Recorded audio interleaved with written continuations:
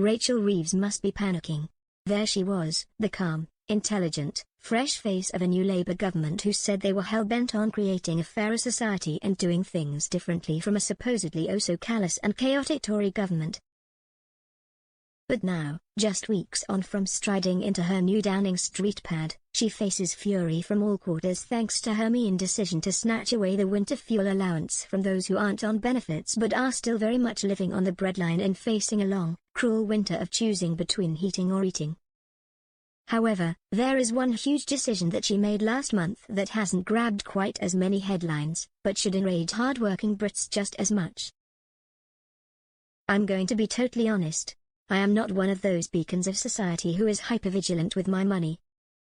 And although I've always had a job and paid my taxes, my monetary dealings would probably fill older generations with dread. But my personal financial hopelessness aside, I, like many millions the length and breadth of Britain, have worked hard to buy a home.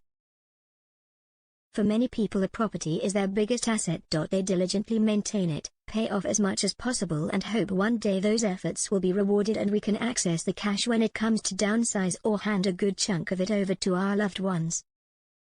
However, under current rules the sad reality is that the value of our property can be quickly burned through by extortionate care home fees if you are forced into one through ill health in old age. Currently, if you have no other savings or assets you get to keep a piddly £23,000 of your home's value if you don't have a spouse or dependent living in it. And the rest? You could be forced to use it to pay your own care home fees as a self-funder, an eye-watering £3,200 a month for a care home place and £4,312 for one with nursing care. A year? That's £41,600 and £56,056 respectively. Meanwhile, if you have no income, property, assets or savings it's entirely free. Nowhere is this cruel tax on responsibility more harshly felt than in my neck of the woods in the northeast of England, where average property prices are amongst the lowest in the country and yet, although marginally cheaper, this is not reflected accordingly in the care home costs. We can't discount Londoners from this, though, as despite many having a whopping property value, their ability to pay for care is being squeezed as average house prices are not matching the rapidly rising cost of care. The last Conservative government was aware of these issues and was in the process of changing the rules and putting in a limit to the amount people would have to shell out on their own care costs in their lifetime. The cap was to be set at £86,000 and was due to be implemented in October 2025. Reeves unceremoniously scrapped it to help fill her and Keir Starmer's now infamous, and many would say mythical, £22 billion black hole. She said this would save £1.1 billion by the end of 2025 to 26. The cap wasn't a perfect solution, as the consensus is that it's also unfair to burden younger generations with a higher tax bill as a result. But this is not an issue that is going to go away.